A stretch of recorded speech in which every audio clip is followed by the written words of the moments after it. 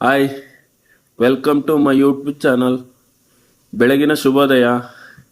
First of all ಇವತ್ತು Sunday, ಊರಿಗೆ ಬಂದಿದ್ದೀನಿ. ವಾತಾವರಣ ನೋಡಿ ಖುಷಿ ಆಗ್ತಾ ಇದೆ. ಬೆಳಿಗ್ಗೆ ಎದ್ದು ಒಂದು ಗ್ಲಾಸ್ ಬಿಸಿನೀರು ಕುಡಿದ್ಬಿಟ್ಟು ಈ ಥರ ತೋಟ ನೋಡೋಕ್ಕೆ, ಈ ವಾತಾವರಣ ನೋಡೋಕೆ ಹೋದರೆ ಏನೋ ಒಂಥರ ಖುಷಿ. ವಾರ ಪೂರ್ತಿ ಬೆಂಗಳೂರಲ್ಲಿ ಕೆಲಸ ಮಾಡಿರ್ತೀವಿ, ಆ ಪ್ರೆಷರಲ್ಲಿ ಇರ್ತೀವಿ. ಈ ಥರ ಬೆಳಿಗ್ಗೆ ಎದ್ದು ಆ ಗ್ರೀನು ಹಸಿರು ವಾತಾವರಣ ನೋಡ್ತಾ ಇದ್ರೆ ತಲೆಯಲ್ಲಿರೋ ಪ್ರೆಷರ್ ಎಲ್ಲ ಇಳಿದೋಗುತ್ತೆ. ಏನೋ ಒಂಥರ ಖುಷಿ ಆಗ್ತಾ ಇರುತ್ತೆ. ಇವತ್ತು ಎರಡು ವಿಶೇಷ ಇದೆ. ಒಂದು, ಊರಲ್ಲಿ ಕಾರ ಹಬ್ಬ ಮಾಡ್ತಾವ್ರೆ, ಅದೊಂದು ವಿಶೇಷ. ಆದರೆ ಇನ್ನೊಂದು, ಶುಕ್ರವಾರ ನನ್ನ ಬರ್ತಡೇ ಇತ್ತು. ಸೊ ಊರಿಗೆ ಬರೋಕ್ಕಾಗಲಿಲ್ಲ, ಸೆಲೆಬ್ರೇಷನ್ ಏನೂ ಮಾಡಿಲ್ಲ. ಇವತ್ತೊಂದು ವಿಶೇಷವಾದ ಜಾಗಕ್ಕೆ ಹೋಗೋಣ ಅಂದ್ಕೊಂಡಿದ್ದೀವಿ. ಅದ್ರ ಬಗ್ಗೆನೂ ಹೇಳ್ತೀನಿ, ತೋರಿಸ್ತೀನಿ ಬನ್ನಿ. ಈಗ ಸದ್ಯಕ್ಕೆ ನೀರು ಬಿಡೋಣ ಅಂದ್ಬಿಟ್ಟು ಮೋಟ್ರ್ ಆನ್ ಮಾಡೋಕ್ಕೆ ಬಂದಿದ್ದೀನಿ. ಪವರ್ ಇದೆ. ನಮ್ಮ ಹಳ್ಳಿ ಕಡೆ ಎಲ್ಲ ಟೈಮಿಂಗ್ ಕರೆಂಟು, ಮೋಟ್ರ್ ಲೈನ್ ಎಲ್ಲ ಟೈಮಿಂಗ್ಸ್ ಕರೆಂಟು. ಸೊ ಇವಾಗ ಮೋಟ್ರ್ ಸ್ಟಾರ್ಟ್ ಮಾಡಿದೆ. ಮನೆಯಿಂದೇ ಇರೋಂಥ ಅಡಿಕೆ ಗಿಡ, ಹಣ್ಣಿನ ಗಿಡಗಳಿಗೆಲ್ಲ ನೀರು ಬಿಡಬೇಕು. ಅದು ನಮ್ಮ ರೊಟೀನು. ಭಾನುವಾರ ಬನ್ನಿಗೆ ಹೋಗೋಣ. ಇದು ನೋಡಿ, ಮಡಿಕೇರಿನ ತಂದು ಹಾಕಿರೋಂಥ ಮೆಣಸು ಬಳ್ಳಿ. ಇದು ತುಂಬ ಚೆನ್ನಾಗಿ ಕಾಳು ಬಿಡುತ್ತೆ, ದಪ್ಪನೇ ಇರುತ್ತೆ. ಇದೇನಕ್ಕೆ ತೋರಿಸ್ತಾ ಇದ್ದೀನಿ ಅಂದರೆ, ನಮ್ಮ ವಾತಾವರಣದಲ್ಲೂ ಬರುತ್ತೆ ಗಿಡ, ತುಂಬ ಚೆನ್ನಾಗಿ ಬರುತ್ತೆ ಅನ್ನೋದಕ್ಕೆ ತೋರಿಸ್ತಾ ಇದ್ದೀನಿ. ನಾವು ಇದಕ್ಕೆ ಗೊಬ್ಬರ ಏನೂ ಹಾಕೋದೇ ಇಲ್ಲ, ಆದರೂ ತುಂಬ ಚೆನ್ನಾಗಿ ಕಾಳು ಬಿಡುತ್ತೆ. ತೆಂಗಿನ ಮರ ಕಪ್ಸಿದ್ದೀವಿ, ತುಂಬ ಚೆನ್ನಾಗಿದೆ. ಈ ಥರ ಗಿಡಗಳು, ಹಸಿರು ವಾತಾವರಣ, ಸೈಲೆಂಟು, ಅಕ್ಕಿ ಪಕ್ಷಿಗಳ ಸೌಂಡು ಕೇಳ್ತಾ ಇದ್ರೆ ಏನೋ ಒಂಥರ ಮೈಂಡ್ ಫ್ರೆಶ್ ಆಗುತ್ತೆ. ಬನ್ನಿ, ಇವಾಗ ನೀರು ಬರ್ತಾ ಇದೆ. ಅಡಿಕೆ ಗಿಡಕ್ಕೆಲ್ಲ ನೀರು ತಿರುಗಿಸ್ತಾ ಇದ್ದೀನಿ. ಹಣ್ಣಿನ ಗಿಡಗಳಿಗೆಲ್ಲ ಬಿಡಬೇಕು. ಇದು ನಮ್ಮದು ವಾರದ ರೊಟೀನು. ನಾನು ವಾರಕ್ಕೆ ಒಂದು ಸಲ ಅಥವಾ 2 ಸಲ ಅಷ್ಟೇ ನೀರು ಬಿಡೋದು. ಇದು ಸಾವಯವ ಪದ್ಧತಿಲಿ ಮಾಡ್ತಾ ಇರೋದ್ರಿಂದ ನೀರನ್ನೆಲ್ಲ ಹಿಡಿದಿಟ್ಕೊಳ್ಳುತ್ತೆ, ತೊಂದರೆ ಇಲ್ಲ. ವಾರ ಒಂದೊಂದ್ಸಲ 15 ದಿವಸನೂ ಆಗುತ್ತೆ. ಅದ್ರ ಬಗ್ಗೆನೂ ಮುಂದೆ ನಿಮ್ಗೆ ಹೇಳ್ತೀನಿ. ಈಗ ಸದ್ಯಕ್ಕೆ ಮೆಟ್ಲ ಮೇಲಿರೋಂಥ ಹೂವಿನ ಗಿಡಕ್ಕೆಲ್ಲ ನೀರು ಹಾಕ್ತಾ ಇದ್ದೀನಿ. ಇದು ಅಷ್ಟೇ ನಮ್ದು ವಾರ ರೊಟೀನು.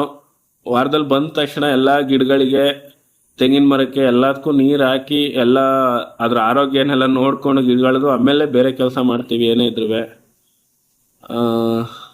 ಇಲ್ಲಿ ಬರೀ ಹೂವಿನ ಗಿಡಗಳು ಮಾತ್ರ ಇಲ್ಲ, ಮೆಡಿಸಿನ್ ಗಿಡ ಇದೆ, ಹಣ್ಣಿನ ಗಿಡಗಳಿದೆ. ಅದ್ರ ಬಗ್ಗೆನೂ ಒಂದು ದಿವಸ ವಿಶೇಷವಾಗಿ ಬ್ಲಾಗ್ ಮಾಡ್ತೀನಿ. ಇವಾಗ ಸದ್ಯಕ್ಕೆ ಊರೊಳಗಡೆ ಹೋಗೋಣ. ಊರಿನ ವಾತಾವರಣ ಹೆಂಗಿದೆ. ಇವತ್ತು ಕಾರ ಹಬ್ಬ ಬೇರೆ. ಕಾರ ಹಬ್ಬ ಇರೋದು ಸಂಜೆ, ಆದ್ರೂ ಅದಕ್ಕೆ ಬೇಕಾಗಿರೋಂಥ ಪ್ರಿಪ್ರೇಷನ್ ಎಲ್ಲ ಬೆಳಗ್ಗೆಯಿಂದನೇ ಶುರು ಮಾಡ್ಕೋತಾರೆ.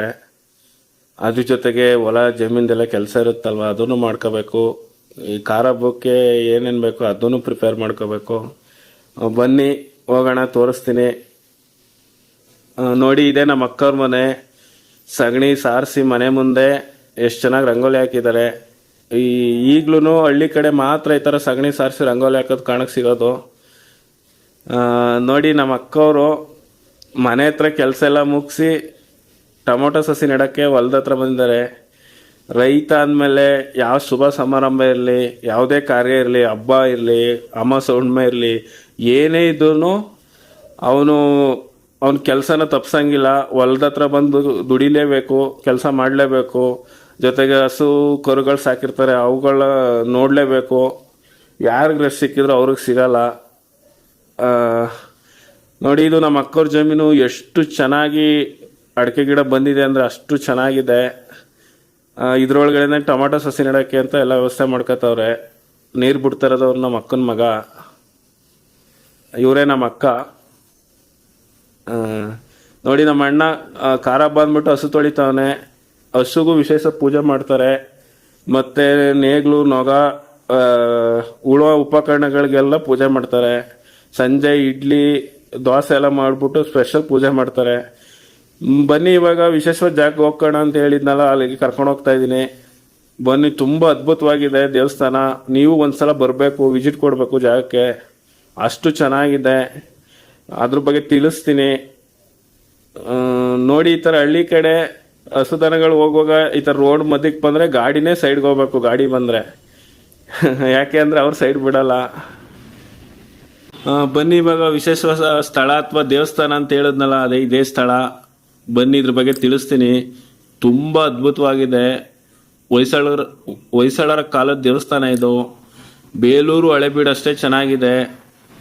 ನೀವು ಒಂದ್ಸಲ ವಿಸಿಟ್ ಕೊಡಿ, ತುಂಬ ಅದ್ಭುತವಾಗಿದೆ. ಈ ಥರ ಸ್ಥಳಗಳ ಬಗ್ಗೆ ತಿಳಿಸ್ಬೇಕು, ಸಾವಯವ ಕೃಷಿ ಬಗ್ಗೆ ತಿಳಿಸ್ಬೇಕು ಅಂದರೆ ದಯವಿಟ್ಟು ನನ್ನ ಚಾನಲ್ ಸಬ್ಸ್ಕ್ರೈಬ್ ಮಾಡ್ಕೊಳ್ಳಿ. ಈ ದೇವಸ್ಥಾನದ ಬಗ್ಗೆ ನೆಕ್ಸ್ಟ್ ಪಾರ್ಟಲ್ಲಿ ಹಾಕ್ತೀನಿ. Thank you. ಸಬ್ಸ್ಕ್ರೈಬ್ ಮಾಡಿ.